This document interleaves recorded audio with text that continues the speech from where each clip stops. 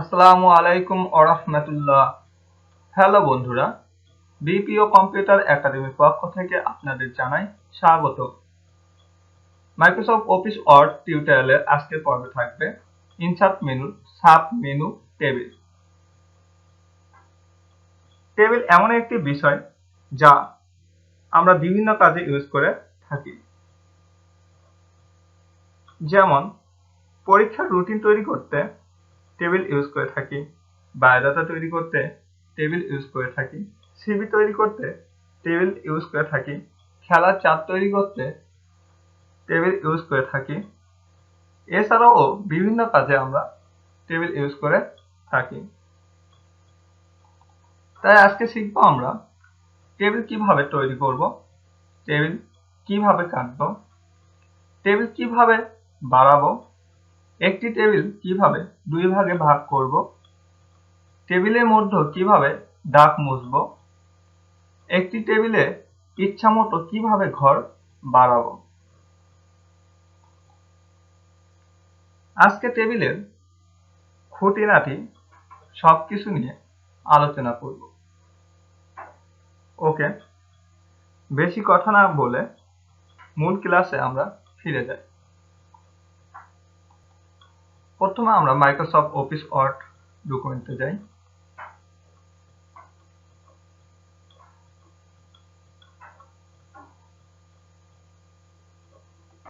এরপর মেনু বারের ইনসার্টে যাব। তারপর আমরা টেবিল দেখতে পাচ্ছি। টেবিলে ক্লিক করলে আমাদের ইনসার্ট টেবিল এখানে ঘর দেখতে পাবো। এখান থেকে আমরা টেবিল আঁকাবো।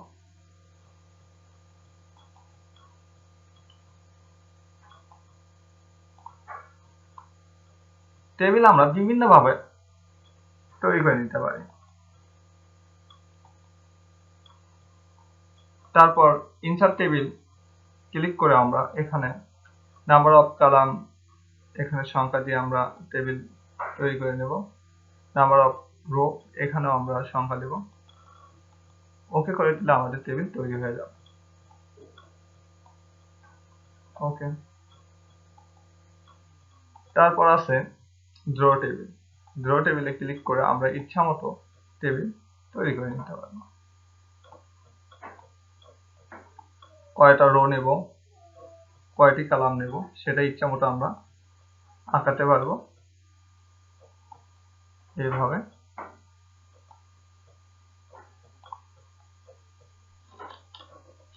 ওকে,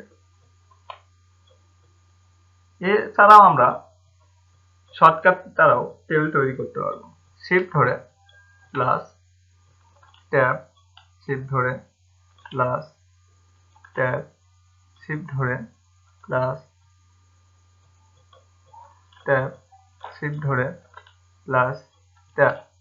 কয়টা আমরা রো বা কলাম নেব সেটা আমরা শিফট ধরে প্লাস দেব। এরপর আমরা ইন্টারে ক্লিক করব। ওকে, এরপর ট্যাবে ক্লিক করব। এভাবে আমরা টেবিল তৈরি করে নিতে পারবো। আবার মেনু বার থেকে আমরা টেবিল তৈরি করতে পারবো। F6 এ ডাবল ক্লিক, এরপর মেনু বারে ইনসার্টে এন, টেবিলের টি, এরপর অ্যারে কি দ্বারা আমরা রো এবং কলাম নিতে পারি। ওকে, এছাড়াও আমরা F10 দ্বারাও মেনু বারে টেবিল আঁকাতে পারবো বা তৈরি করতে পারবো। ওকে, এরপর আমরা শিখব কিভাবে টেবিলের ঘর বানাবো। ওকে,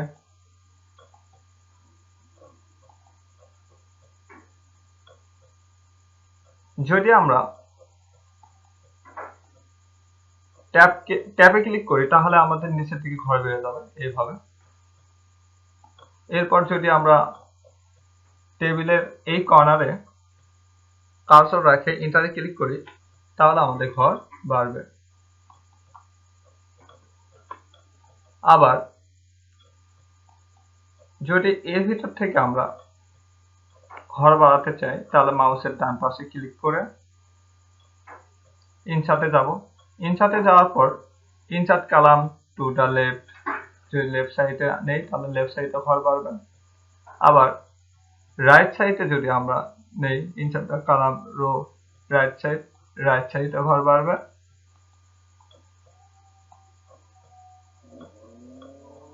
আবার যদি আমাদের ইনসার্ট রো অ্যাবভ বা লো সেটা দিই, এভাবে আমাদের ঘর বাড়াতে পারবো। ওকে,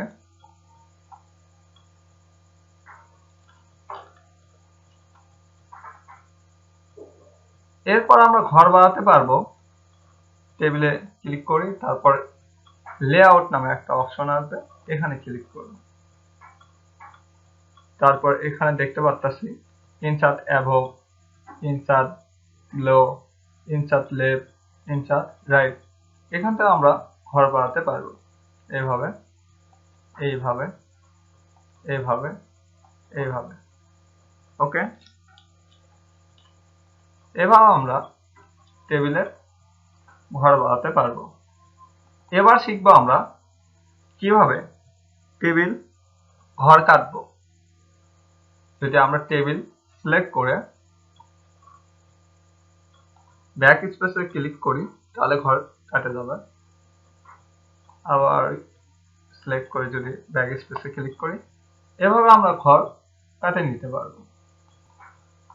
তারপর শিখবো আমরা টেবিলের মধ্যে কিভাবে দাগ মিশাবো। প্রথমে আমরা এখানে সিলেক্ট করে মাউসের ডান পাশে ক্লিক করে মার্কসের দ্বারা আমরা দাগ মিশাতে পারি।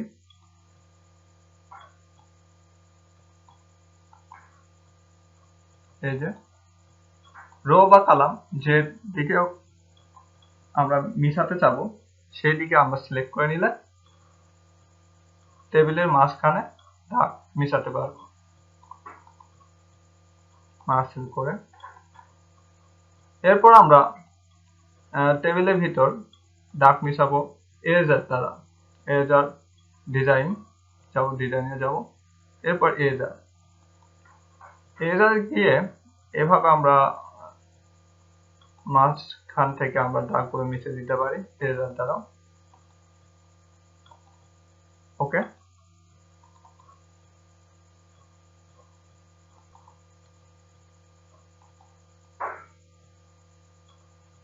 তারপর শিখবো আমরা একটি টেবিল কিভাবে দুই ভাগে ভাগ করব।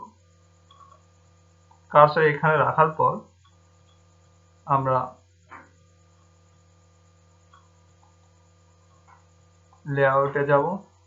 লেআউটে যাওয়ার পর এখানে স্প্রেড টেবিলে ক্লিক করব, তাহলে একটি টেবিল দুই ভাগে বিভক্ত হবে।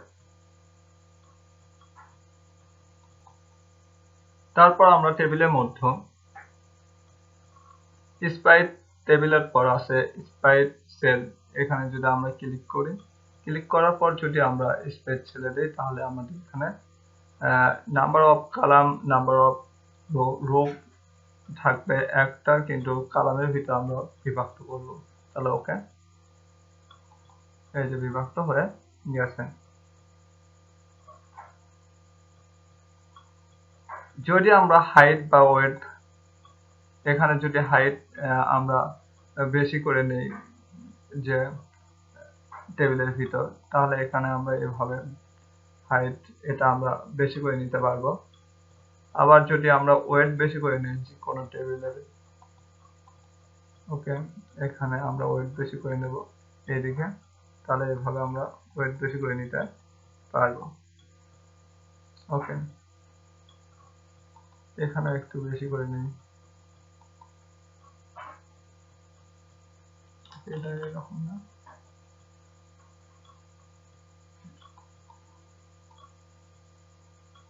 যদি আমাদের রো যদি সমান করতে চাই তাহলে এখানে ক্লিক করলে ডিস্ট্রিবিউট রো এখানে ক্লিক করব, তাহলে ওকে রো গুলো সমান হয়ে যাবে।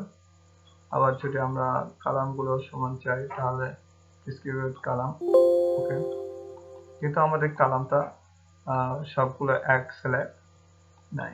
ওকে, তাহলে আমাদের এখানে একটু কম বেশি করে দিই, রো কালাম একটু কম বেশি করে নেব। এই কালাম, ওকে,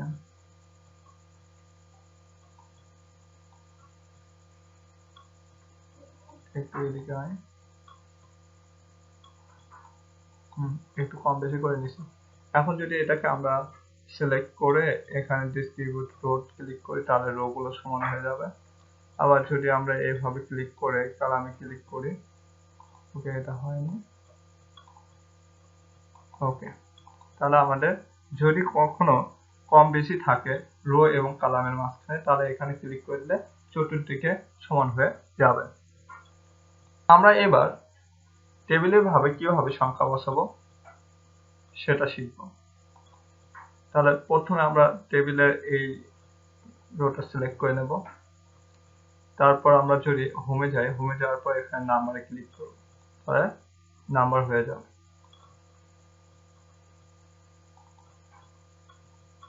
এমএস ওয়ার্ডে যদি আমরা যোগ করতে চাই তাহলে আমরা কি করব? তাহলে আমরা যদি এখানে কোনো সংখ্যা বসাই 5, 2, ওকে, এখানে আনলকটা করা নেই, যদি 8, 5, 3,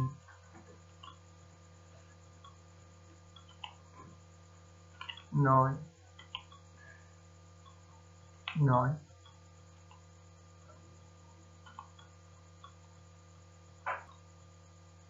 এখানে আমরা যোগ করতে পারবো।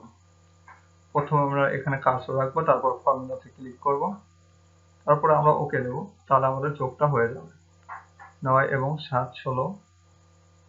এরপর আবার এখানে কার্সর রেখে ফর্মুলাতে ক্লিক করব, ওকে, আবার ফর্মুলাতে ক্লিক করব, ওকে, আবার ফর্মুলাতে ক্লিক করব, ওকে। এইভাবে আমরা টেবিলের ভিতর যোগ করে নিতে পারবো। টেবিলের মধ্যে আমরা বিভিন্ন কালার নিতে পারবো, যেমন এখানে এটাকে সিলেক্ট করে যদি আমরা হোমে কালার করব, যদি আমরা এখানে হাইলাইট কালার করলাম এটাকে, আবার এখানে আমরা এই 1, 2 নাম্বার যে সংখ্যা সেটাকে আমরা ফিল কালার করতে পারি, এই যে ফিল কালার, ওকে। টেবিলে এই যে এখানে একটা প্লাসের মতো একটা চিহ্ন আছে, এটাকে ধারা আমরা টেবিলটা সরাতে পারবো, এই যে। তারপর আমরা টেবিলের বিভিন্ন স্টাইল করতে পারবো। এরপর সিলেক্ট করব, সিলেক্ট করার পর এখানে ডিজাইনে যাব, ডিজাইনে যাওয়ার পর এখানে বিভিন্ন ধরনের যে ডিজাইন, এগুলো এখান থেকে স্টাইল, টেবিল স্টাইল এখানে করে নিতে পারবো। আবার এখানে শেডিং যে কালার গুলা আছে কালার করে নিতে পারবো। আবার টেবিলে যে আমাদের বর্ডার আছে সেই বর্ডারটা কতটুকু নেব, বর্ডার সাইজ গুলো নেব, এখান থেকে নিতে পারবো। তারপর এখানে কালার কোন কালি দ্বারা থাকবে সেটা করতে পারবো। এখানে কতটুকু মানে বর্ডার থাকবে সেটা নিতে পারবো। সেরকম এখান থেকে আমরা যদি টেবিল এখান থেকে আঁকাই, আচ্ছা ড্র টেবিলে যাই, ড্র টেবিল, ওকে, এখানে যদি আমরা করে নেই এরকম বর্ডার, এরকম আমাদের বর্ডার করে নিতে পারবো, ওকে। মোটামুটি আজকে টেবিলের কাজ প্রায় শেষ। আমরা আজকে ক্লাস এই পর্যন্তই থাকবে। আগামী ক্লাসে আমরা আবার নতুন ক্লাস নিয়ে ফিরব, ওকে, বাই।